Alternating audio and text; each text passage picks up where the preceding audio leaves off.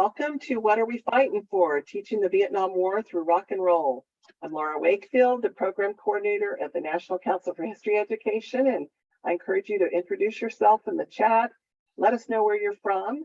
We're so glad you're here, and remind you that we have a wonderful lineup of webinars at NCHE this fall. Next week, we have an interactive one entitled How We Became Modern: Industrialization in the First World War, which will include some classroom-ready resources for you. All our webinars are free, and you can find them online at ncheteach.org. Now, it is my pleasure to introduce our scholar tonight. Dr. J. Michael Butler is a Kenan Distinguished Professor of History at Flagler College, where he has taught since 2008. His work has appeared in many leading peer-reviewed academic publications, and his book, Beyond Integration, The Black Freedom Struggle in Escambia County, Florida, 1960 to 1980, won a 2017 Florida Book Award in nonfiction. Dr. Butler specializes in Southern cultural history with an emphasis on the Black freedom struggle, and he always enjoys speaking to and interacting with teachers, and he has been a good friend to NCHE, and we're so thrilled to have him here tonight. So I'm going to be moderating the chat and letting him go ahead and share some of this wonderful material that he's developed. And if you have questions, please ask them in the chat, and we'll make sure that he gets to answer a time to answer those questions. So I'm going to turn it over to you, Mike. Thank you so much, Laura. And once again, I appreciate the opportunity to be part of any National Council for History Education's programming. It's always a pleasure. And despite the fact that I've tried to get Laura in trouble on so many different occasions, she keeps asking me to come back and help out. So I am more than happy to do just that. Tonight, I'm really excited for a variety of reasons. First and foremost of which is that while my area of specialty is Southern cultural history and the Black freedom struggle, as Laura said, I think that one of the things that is underused by teachers in the way that we try to draw students into a discipline, or the discipline that we all love and teach and have dedicated our lives to studying, is popular culture, right? For the sake of full disclosure, I know the accent gives it away, but I'm originally from Alabama. I went to the University of Mississippi for my graduate work, and I wrote my master's thesis on Southern rock and white male identity in the post-civil rights South. So taking popular culture, i.e. music, something like rock and roll or country or funk or blues, and using it as a prism through which we analyze history is something that it brought me into the profession. And I found that it's sort of like, well, I guess we're talking about Woodstock, so we can say it's the gateway drug into the history major, right? That we can use popular culture as sort of the circus tent to get students in, and then we drop historical facts on them. So I'm teaching a course this semester on the Vietnam War. I've taught classes, and I'm teaching next semester a course on rock and roll history. So this sort of combines the best of those two classes, I think. And hopefully, not only do I want to walk us through the Vietnam War big picture and talk about how popular music both reflected and inspired greater social change, but I also want to sort of lay a template for what I think is some of the best practices when we bring rock music and popular culture into the classroom. So with no further ado, I've titled the presentation, What Are We Fighting For? Which actually comes from a Country Joe and the Fish song called the I Feel Like I'm Fixing to Die rag, which we're gonna talk a little more about as we go. So how do we teach the Vietnam War, or really any topic, through rock and roll? First and foremost, context, context, context. Before we bring popular culture into the classroom, the first thing we have to do is to give a historical overview of what informed that popular culture. So with that in mind, right, we have to start with the division of Vietnam. We have to start somewhere. And while there's so many places that we can start in trying to understand the Vietnam War, remember the focus here is music's response to the Vietnam War. I think the best place to start for most students in understanding this topic from an American-centric point of view is 1954. 1954, the French occupation of Vietnam ends. Vietnam, or as it was called, part of French Indochina, was a French colony. In 1954, after a huge battle that is still really resonant in Vietnamese popular memory, the Battle of Dien Bien Phu in 1954, the French get out. As a result, the Geneva Accords divides Vietnam for a variety of reasons into a communist Northern Vietnam and a democratic South Vietnam, right? This is Vietnam after the 1954 Geneva Accords. Those elections never come. And one of the reasons those elections never occur is because this gentleman to the right of the screen, a man by the name of Ho Chi Minh, formerly known as Win the Patriot, had really led the resistance movement to what was known in Vietnam as a 1,000-year war for independence. The elections that were promised in Geneva never come. So 1956 into 1958, there is a revolution in Vietnam initiated by the North Vietnamese to reunite the country. Now, it's really interesting to understand that Ho Chi Minh patterned himself after George Washington, that Ho Chi Minh saw himself first and foremost as a nationalist. However, he was a communist. He had left Vietnam before the 20th century began. He had traveled the world, and he had developed an ideology which said the best means to reach a democratic, independent end for Vietnam was communism. Communism was the means to an end for an independent Vietnam. What does that have to do with the United States? Well, again, context here is crucial. It's the Cold War. After World War II, I don't really have to explain it to y'all, but the way that I sort of frame it is that there are two superpowers left standing at the end of World War II, or really one and a half, and that was the United States and the Soviet Union. Each are dedicated to principles and ideologies that could not coexist with the other, okay? We have images that reinforce that. The idea of a domino theory, the idea of containment, all of these things that you can probably discuss before you get to the 1960s in America. You've set that context, right? We've got this idea of communism is monolithic, that all communists are alike, that they're Moscow controlled and they're hell bent on world domination. You see that in this pamphlet, How Communism Works, 1938. Stalin and the octopus, which is beginning to creep over the world.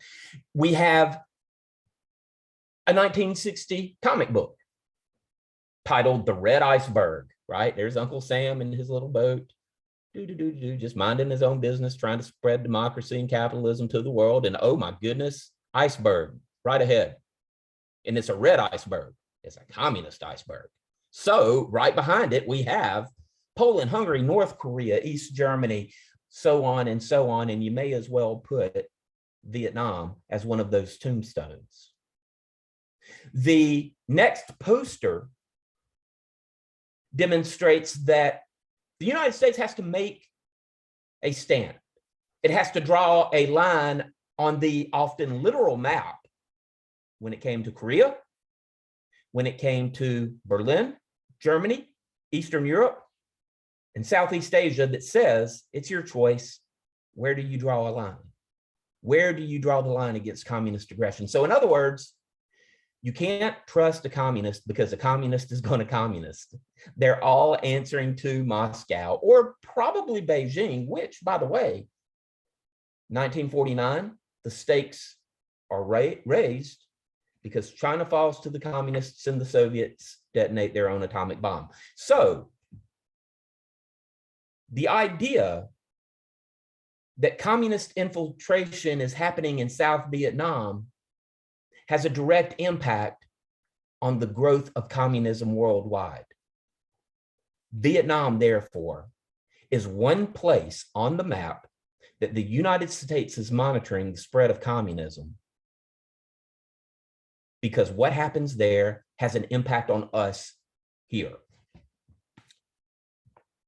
The next, I think, landmark, the next watershed moment, and there's a lot here that we can go over. I'm just covering the surface. And again, I think one of the things with about teaching these topics is that we get to insert where we think the important demarcation points are, right? You can go back to No Dien Diem and his assassination in '63 and the Buddhist crisis, or you can talk about JFK. You can bring Lyndon Johnson into the picture. But I think that March 8, 1965 is important in the way we monitor popular culture and its response, its focus on Vietnam. March 8, 1965 is when the first American ground troops land in Vietnam. Da Nang is the place where they land. This is after the Gulf of Tonkin incident, where the new president, relatively new president at the time, Lyndon Johnson, said that we are going to escalate our presence. March 8 is when ground troops land. Now, there's no coincidence that the American popular attitude concerning Vietnam is going to be different in 1965 than it is in 1968, 1972, 1975, right? This is a great place to introduce the importance of music as a response to American involvement in Vietnam. Now, a word here on what I mean by rock and roll. I'm looking at American popular music, big picture, right? And this is something that you can play around with. The folk movement, of course, personified by Bob Dylan, Pete Seeger, Joan Baez, they're writing anti-war songs much sooner than 1965. As a matter of fact, Bob Dylan released Masters of War in 1963. The very next year, he released an anthem, The Times They Are A-Changin'. So when I say rock and roll, I'm using popular culture and popular music. American popular music is sort of the big picture umbrella. And the reason that I say that is because the first batch of non-folk popular songs released about Vietnam were pro-war. It was predominantly country, right?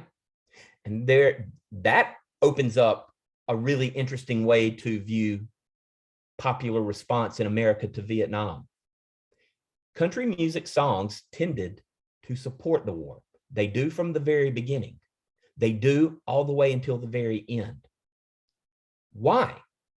Why country music, the most ardent popular cultural support for the Vietnam conflict? I think that raises a lot of questions and some really fascinating discussions on how this becomes, as Christian Appy wrote, it's a working class war. And the war always had more support from the South, from the white, middle, and working class than it did other groups. So it's not a surprise that the first chart-topping song about Vietnam was in favor of our presence there. It's a song written by Tom T. Hall, sung by Johnny Wright, titled Hello Vietnam. It goes a little something like this.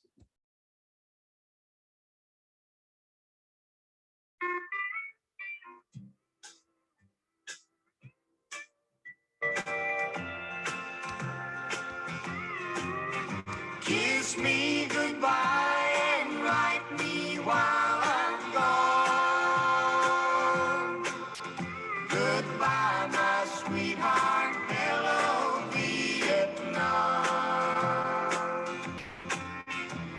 America has heard the bugle call, and you know it involves us one and all. I don't suppose that war will ever end. There's fighting that will break us up again. Sacrifice, patriotism, leaving a loved one behind for a greater cause. This is very in the vein of American songs written during World War I and World War II, right? It's, I hate to leave my girl behind, but my nation calls and I have to do something that's bigger for the world at large, right? Goodbye, my sweetheart, hello, Vietnam. Also, probably better known as the soundtrack for the opening sequence in one of the greatest movies ever made, Full Metal Jacket, but more on that later, possibly. Country, therefore, October, November 1965 is when Hello Vietnam is released, and it goes to #1 on the Billboard Country and Western charts. But it's not the only pro-war song, right? Before we get into the incorporation of other music as well, one of the things that I want everybody who's here to take away is that music is a primary source. Album art is a primary source. Lyrics are a primary source. And when you take those items and pair it with other primary source data, you really get a more holistic picture of what a topic is really all about. Now, this is something that is totally unsurprising, but works well together. The fewer the troops in Vietnam, the fewer American troops in Vietnam, the fewer the songs that condemn the war. As the years pass, 1963, 64, we have special advisors. 1965, by the end of 1965, there were approximately 185,000 American troops in Vietnam. By the end of 1966, you can see it grows. So we've got the graph here, and it peaks in 1968 with over 500,000. The more Americans that are sent to Vietnam, the more popular music responds to the fact that they could be called next. They could be drafted, right? So the pro-war sentiment is much higher earlier in the conflict than it's going to be later, which is why we get just a few songs that question what we're doing in Vietnam, and those questions are relatively mild. Now, another of the pro-war songs that's released reflected positively on a new unit that was formed by John F. Kennedy, the Green Berets. The Green Berets were formed by Kennedy to teach the South Vietnamese to fight counterinsurgency against the communists there. JFK, the stories are legendary. He used to like to go and just for recreation, watch the Green Berets train. As a matter of fact, one of his advisors said the Green Beret training camp was quote unquote JFK's Disneyland. There is a popularization of the theme and of the Green Berets themselves by this gentleman. In 1966, the Ballad of the Green Berets also went to #1, Sergeant Barry Sadler.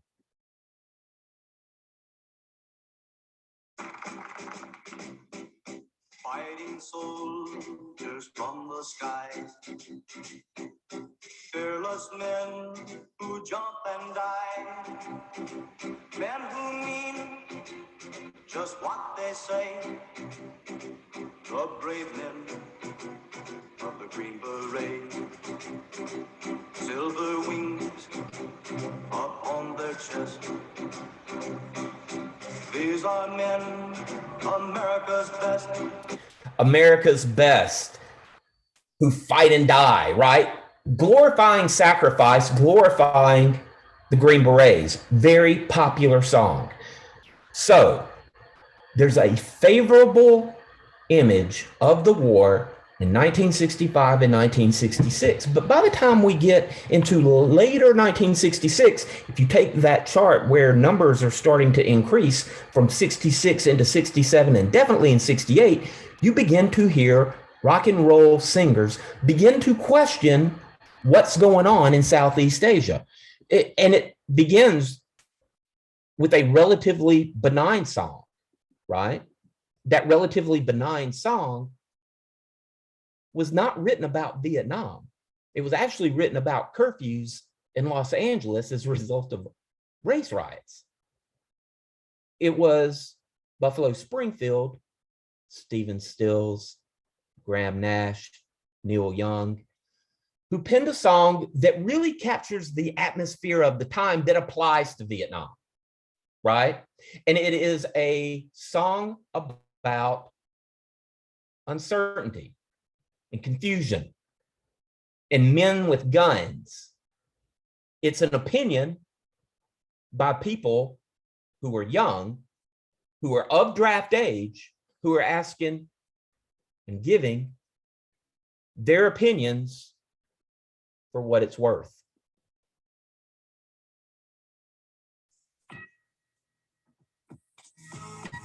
Again, it's not specific.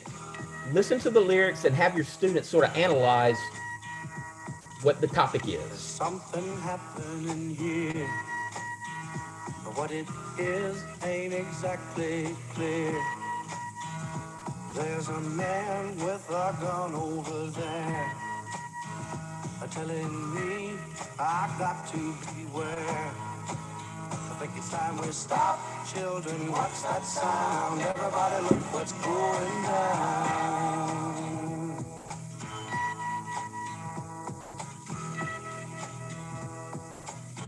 There are battle lines being drawn. Nobody's right when everybody's wrong, right? What's that sound? There's a man with a gun over there telling me I've got to beware. Uncertainty. This is the popular rendition of the times they are changing, right?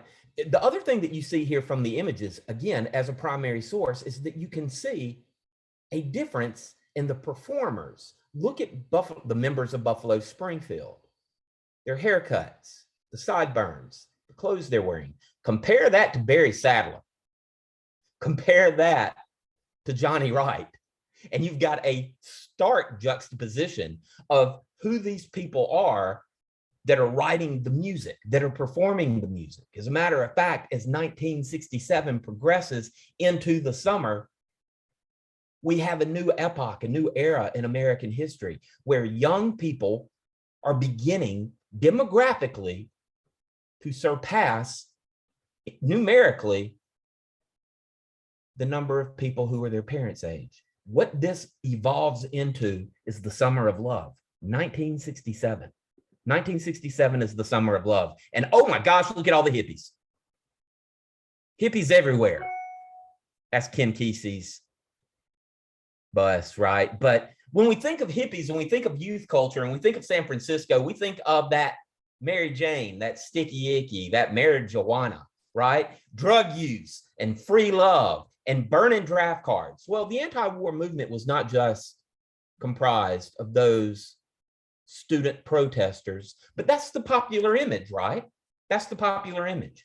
The Summer of Love emphasized youth culture. Youth culture that is of college age, who are beginning to reject the values of their parents. And one of the values of their parents was reinforced by people like Barry Sadler. So the war is becoming much, much more of a cultural issue in 1967 than it ever was before. Wait a minute. Topics that become culture wars. I'm glad we don't have that anymore, right? What kicks off the Summer of Love? Only what critics have said is one of the most influential albums in rock and roll history. It was the Beatles and Sgt. Pepper's Lonely Hearts Club Band. Yet, as part of this youth culture is anti-war demonstrations. This is a newsreel from 1967, of course, that was at the time the largest march, the largest anti-war demonstration in American history up to this point. It was a march on the Pentagon. And as I like to lecture about these topics, about why people are marching to the Pentagon and putting flowers in the barrels of the guns of military police, what does all of this convey? And how does the Vietnam War fit in? It is a part of it. Vietnam is the war of their parents. They don't understand why it is that we have to fight the spread of communism thousands of miles away. It is part of the culture wars. It's a very, very important part of the culture wars. And we can even talk about the draft and who it targeted and who is eligible, but the response obviously is going to come from a popular realm, and sometimes even the most noted rock and roll band of the time provides the soundtrack for the zeitgeist, right? That's one of them there, as my relatives would say, that's one of them their college words, zeitgeist. It's the atmosphere. It is the mood of the time. And although it's not directly about the Vietnam War, in 1967, the Beatles released Revolution, and it captured the spirit of youthful protest and growing opposition in the United States and beyond of the war in Vietnam. Before that song was used to sell Nikes, Revolution captured the spirit of protest. We all want to change the world. As a matter of fact, the original lyrics said, "You can count me out." John Lennon added, if you listen there, "You can count me out." When you talk about destruction, don't you know that you can count me out? He says in. Why? Because he thought it captured the spirit of protest that they were writing that song in response to. So musicians and popular culture is not immune to greater political and cultural changes. And in doing so, this is the million-dollar question, right? That scholars of popular culture often ask: does the world influence popular tastes, or do popular tastes influence the way we view the world? And I think it's a little of both, but you can't separate the historical context from the art that is produced. And again, if you wanted to have your students deconstruct what the Beatles looked like at this point versus what they looked like even 5 years earlier, it's night and day. This is a generational change. The Beatles, then, the biggest rock band in the world, is making music that captures the spirit of the day. 1967, the summer, just weeks after Revolution is released, you see anti-war demonstrations beginning to grow. And it's not just the counterculture. It's not just young people. It's families. It's Black people. It's white people. It's conservatives. It's liberals.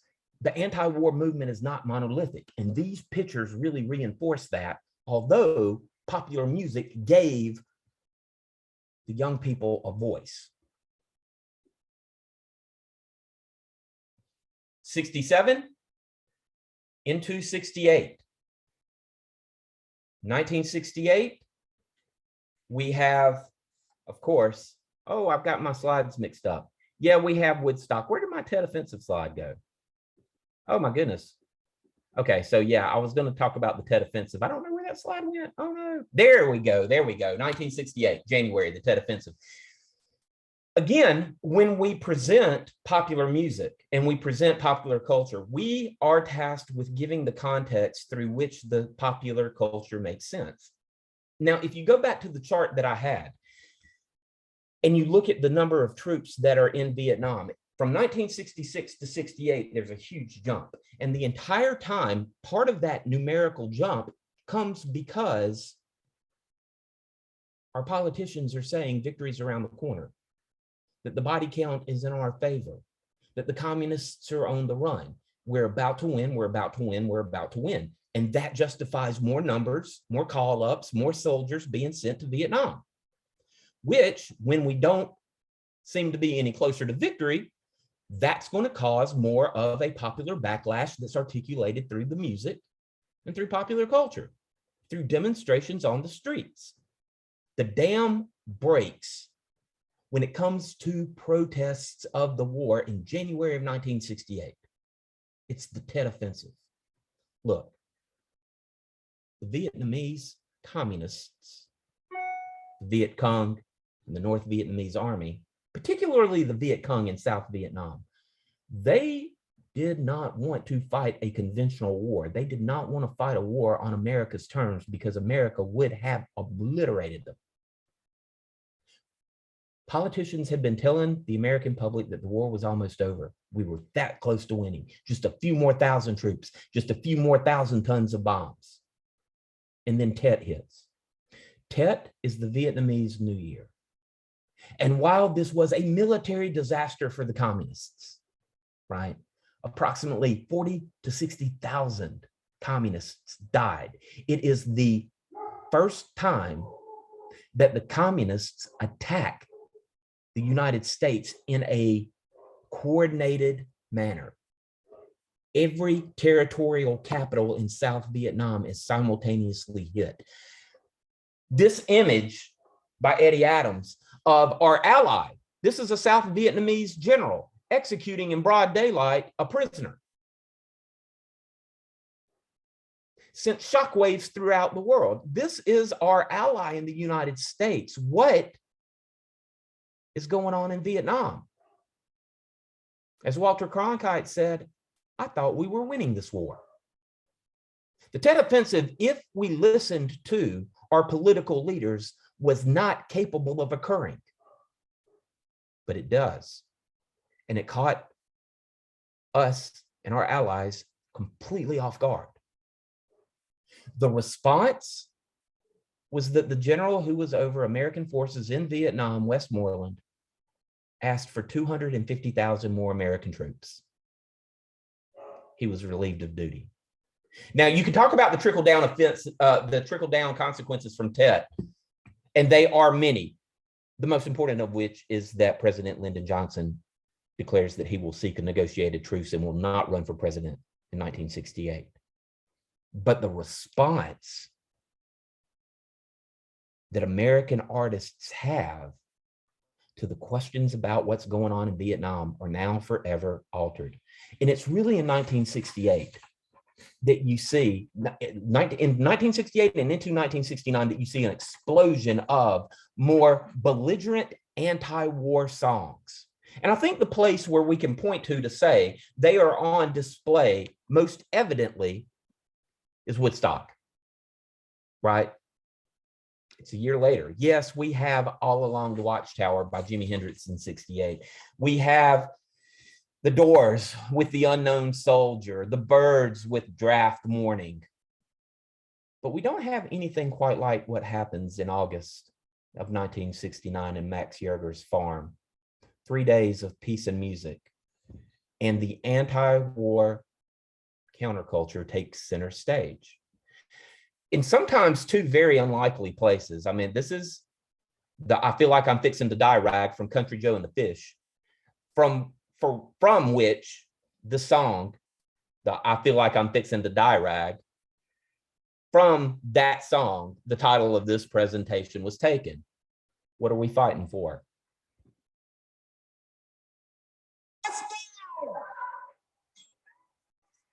Well, come on, all of you big strong men. Uncle Sam needs your help again. Got himself in a terrible jam. Way down yonder in Vietnam. Put down your books and pick up a gun. We're gonna have a whole lot of fun. And it's 1, 2, 3. What are we fighting for? Don't ask me, I don't give a damn. The next stop is Vietnam. And it's 5, 6, 7. Open up the pearly gates. Well, there ain't no time to wonder why. We're all gonna die. Now come on, Wall Street, don't be slow. My man, this is war a go-go. There's plenty good money to be made. Supplying the army with the tools of the trade. Just hope and pray that if they drop the bomb, they drop it on the Vietcong. A lot of black humor there. As a matter of fact, I read an excerpt from a prisoner of war, an American prisoner of war, and he said that the Vietnamese, the North Vietnamese, allowed the prisoners, the American POWs, to sing the "I Feel Like I'm Fixing to Die" rag because it's so irreverent, right? It's "What are we fighting for? Don't ask me, I don't give a damn." It's tongue in cheek. It's very ironic. It's very dark. Country Joe takes on Wall Street. He takes on generals. He takes on politicians. He even asks parents, do you want to have the first on your block to have your boy come home in a box? Someone mentioned in the chat, Mike, that Yes. it's interesting that it mirrors the country music style of the early pro-war songs.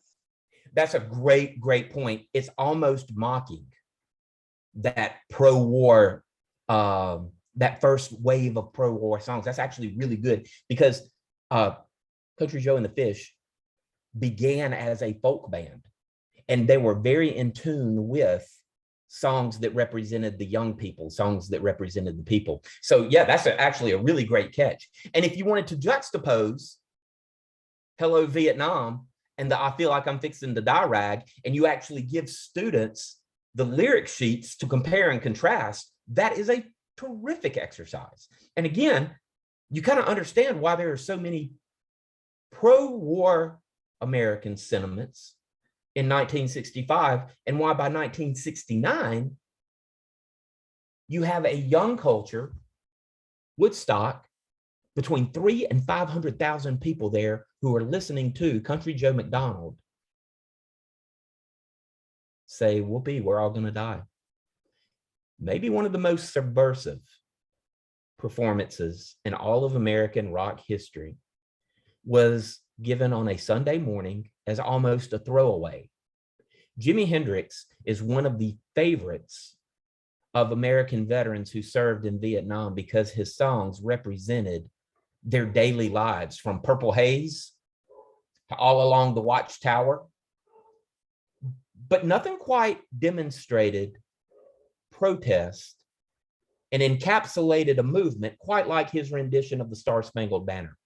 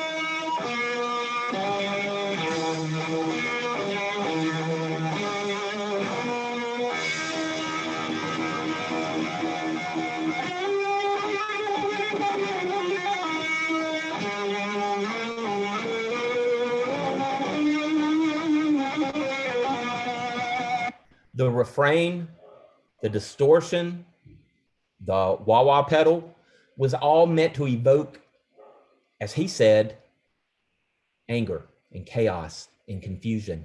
And in the middle of the Star-Spangled Banner, Hendrix would go back to recreate the sound of choppers, to recreate the sound of explosions. Toward the middle, gosh, I don't know where it is, but please do yourself a favor and go back and listen to the Hendrix rendition of the Star-Spangled Banner at Woodstock, because he breaks into taps toward the end of the anthem, and it's haunting. It captures the spirit of a generation in our very own national anthem.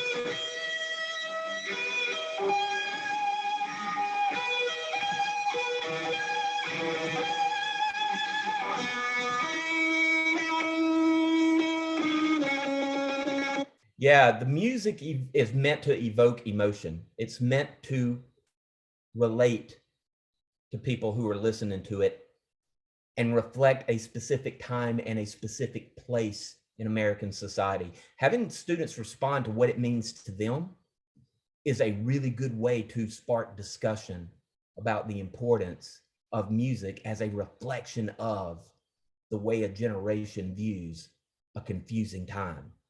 But it doesn't stop with Woodstock, right? And it doesn't stop with Hendrix, and it doesn't stop with Country Joe. It goes into the 1970s with songs that are meant to cast dispersion on the fact that this is a rich man's war and a poor man's fight. Veterans who joined the National Guard to prevent being sent to Vietnam, people like John Fogerty, who formed Creedence Clearwater Revival. The song that really captured the working class angst about being sent thousands of miles to die is called Fortunate Son.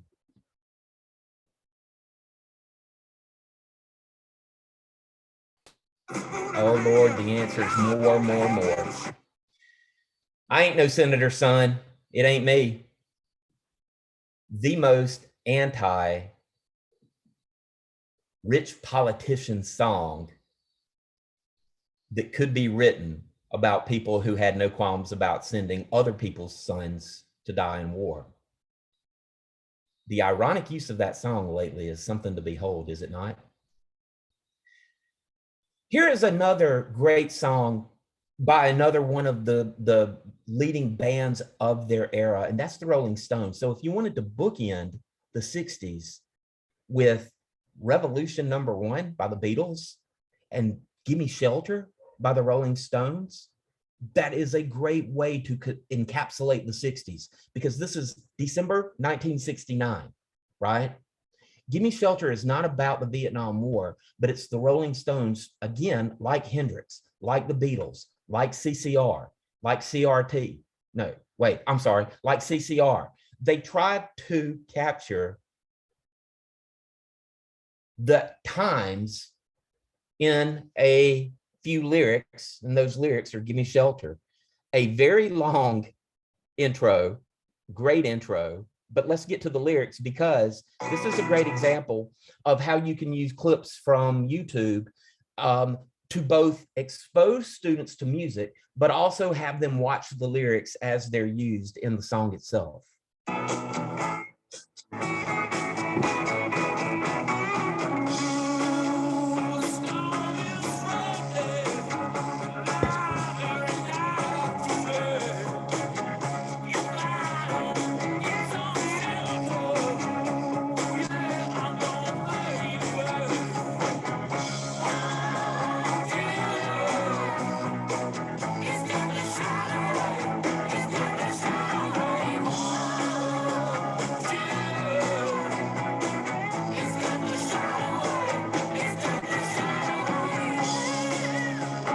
And of course, lyrics that say rape, murder, is just a shot away. Weeks after word breaks of American atrocities in a place called My Lai only makes this song more powerful as a way for people to try to come to grips with a world that's crumbling all around them. Into 1970, we have not just rock and roll, just like we had folk and country reflecting certain themes. Oh, and by the way, I'd be remiss if I didn't mention that 1969 is the year of Gimme Shelter, and it's the year of Okie from Muskogee by Merle Haggard. We don't smoke marijuana. We don't burn our draft cards. I'm just an Okie from Muskogee. This is a very anti-counterculture song that's country. Of course, Merle Haggard, interestingly enough, later renounced that. He said that it was a song that reflected his youthful stupidity, right? But again, country, rock, but we also have soul. We also have Motown, of all people, of all labels, getting involved with a man by the name of Edwin Starr.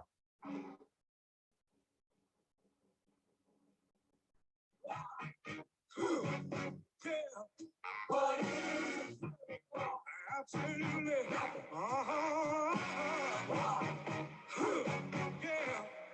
What is good for? Absolutely. Say it again, yeah. What is it good for? Absolutely. Listen to me. I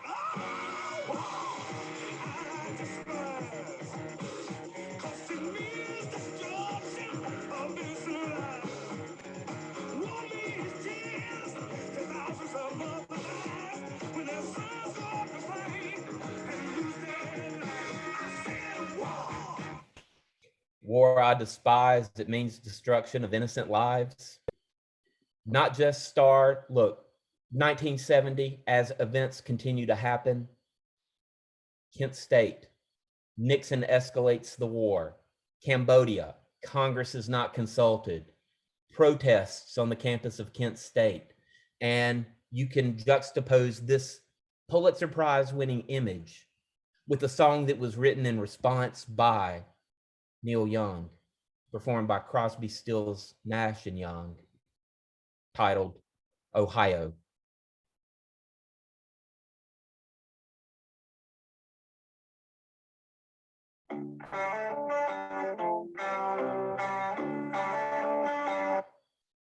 Oh, I hate it when YouTube lets me down.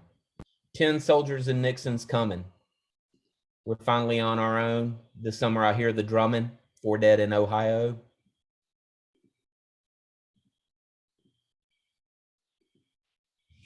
I want to leave you with one, what is called a visual album. This was released by the estate of Marvin Gaye to mark the 50th anniversary of one of the most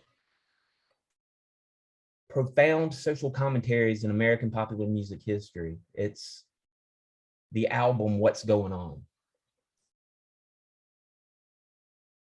Yes, it was written about his brother, who the war changed.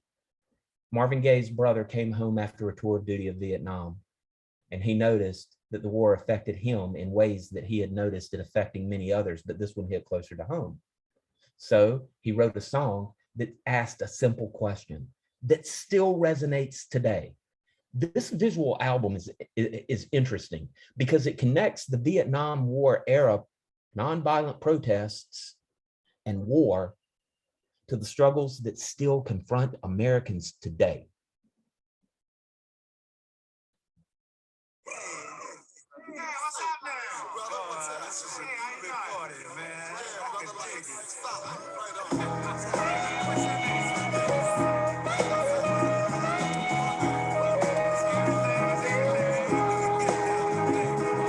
Mother, mother, there's too many of you crying. Brother, brother, brother, there's far too many of you dying. You know we've got to find a way to bring some loving here today. Hey, Father, Father, we don't need to escalate. See, war is not the answer, for only love can conquer hate. You know we've got to find a way to bring some love here today. Oh, picket lines and picket signs. Don't punish me with brutality. Talk to me so you can see what's going on. What's going on? What's going on? Yeah, what's going on? What's going on? So I think that's a really, really powerful way to end this presentation and to end our discussion on the power of popular music as a tool through which we can study the past and how the past continues to influence the present, right? We've got Marvin Gaye, What's Going On, a personal response in 1971 to the war in Vietnam. Why are mothers crying? Why are brothers dying? Why are fathers escalating? War is not the answer. Only love can conquer hate. And it brings it into the struggles that we still have for equality and understanding and not talking to each other today. What's going on is just as relevant in 2022. And the images that came out of this visual album made that connection clear as the issues that existed in 1971. So in conclusion, with the end of the war in 1973 and a ceasefire, at least from the American perspective, what are the concluding thoughts that I would like to leave? I think I've touched on them throughout this conversation, but music, the performance, the lyrics, the album art, the clothes that the musicians wear, these are all primary sources. They are primary sources that are just as important as a presidential speech or a Supreme Court decision. 2, cultural history is dynamic. There are different kinds of histories, right? And I challenge you to expose your students to them. Yeah, there's political history. Yes, there are military histories, but there's also cultural history and social history and a history of film and popular culture. Finally, music and popular culture allows us to reach students in ways that are limited only by our imagination. This is history. And in many ways, a song can reach people more effectively than an election result can. So with that in mind, I thank you for your patience. I thank you for your time. And I'm looking forward to the question and answer session. So Laura, with that, I'll turn it over to you. So there was an interesting discussion in the chat earlier on when you were talking about when you shared the Beatles Revolution. Jeremy was saying that Public Enemy, He Got Game, uses music and lyrics for what it's worth, and he mentioned that he got the point on Revolution that Lennon says in rather than out. But in his opinion, the lyrics are decidedly anti-revolutionary, because if you go around carrying pictures of Chairman Mao, you ain't going to make it with anyone anyhow. And James was saying that was a great connection for students now. So did you have any comments about that? Oh, yeah. Oftentimes, and that's so Lennon-esque, right? Because John Lennon, not Vladimir, although they both want a revolution, it's a different kind of revolution. John Lennon would often do those contradictory type things to have critics talking, to have people thinking about why he inserted certain things. There's one version of Revolution where they don't say out, you can count me out in, they leave that out. So yeah, it's one of those things too that demonstrates to students. I think less important is what I think. More important is the questions that we can pose to students to why would he do this? How does it resonate? How could someone interpret this as an anti-revolution song, right? I also noticed that some of the comments were like, wait a minute, that was recorded in 66 and you said that it was done in 68 and not 69. And because technology has changed so much, a song could be written in 1963, it could be recorded in 1966, and it could be performed live in 1968, right? So it's not a hard science when it comes to popular culture. It's when that popular culture resonates the most, and it could be 4 years after a song is released, right? So yeah, just some thoughts there, but that was a great point. So I also was thinking about the comments about, I know from my own experiences, sometimes, myself, this music really resonates because I'm old enough to remember it. But for some students, it doesn't. They're not into that kind of music, and they can, to them, it's like if I was listening to 1920s music or something. And so I wondered if you felt like there was any connections between, was there really any kind of a anti-war or pro-war thing through the last 20 years that we could compare, this kind of movement to, or is it too early to tell? I just don't know that. That's a great question. I think that it's really early to tell. However, I think that the way that music is produced and disseminated now is much different. Remember, we had AM radio, and AM radio meant a lot during this period. You could play more long form entire albums, right? So I think that the way the music industry has evolved has had an impact on how much cultural resonance certain. Because everybody can listen to their own thing and not listen to anybody else's. It's kind of like watching the news now, Laura. Yeah. You can go into places that reinforce what you already like. I mean, the fact that you can listen to Nancy Sinatra, the Grassroots, the Doors, Jimi Hendrix, and Sam Cooke back to back to back to back means that you're exposed to several different perspectives and genres, right? So yeah, I think that there's a lot to be said for the way that music is produced and consumed, and that's going to have an impact on the way that music still captures a national audience. Although I would say Iraq, the Dixie Chicks, Toby Keith, Kanye, you still do have some of those connection points where music sends a very, very clear message, positive or negative, about contemporary events. And sometimes artists pay the price for that. So yeah, it's just a different time, yet still really important. Right. I don't see any, I do see a lot of people that were really appreciated the idea of looking at music as primary source, and some people hadn't thought of using album covers, and I think that's a great idea. And they're, you know, they're accessible. You can find those kinds of images, and just the whole idea of bringing this cultural aspect into teaching about Vietnam, because it's such a touch point and an important turning point, and reflective of it had such a resonance that it still does. It does. Our own, and Laura, if I may, I would also say that there's a lot of intersectionality going on here with the civil rights movement, with the women's rights movement, right? There is a site that is great. It's actually, I think, the brainchild of Stephen Van Zandt, who is the guitarist for the E Street Band, Bruce Springsteen's band, and it's called teachrock.org. And it actually has different topics with lesson plans that go with songs, but teachrock.org is tremendous, from civil rights to the folk movement to the Summer of Love.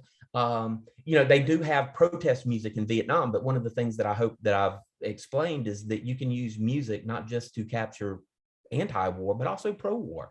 So teachrock.org has a variety of different sources and lesson plans regarding topic that I highly recommend for teachers to use. Right. Thank you so much. This was terrific, and I really think everybody got a lot out of it. And so I'm going to stop recording, and